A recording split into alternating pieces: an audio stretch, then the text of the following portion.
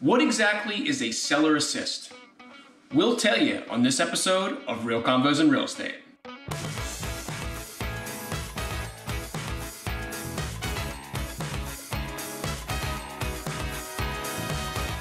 Welcome back, everybody. This is Mark McGuire with yet another episode of Real Convos in Real Estate. And today I wanted to share with you a very commonly misunderstood real estate tool, which is the seller assist.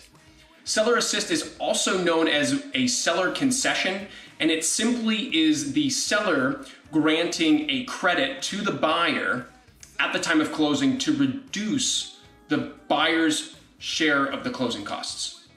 So, what this means for the buyer is that they don't have to bring as much money to the table for closing. Now, one thing that's commonly misunderstood is that you can't use this tool to offset your down payment. You as the buyer absolutely need to bring the down payment to the table. This can only be used to offset the closing costs.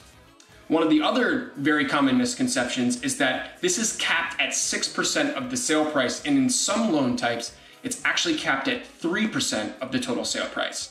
And that depends from loan product to loan product.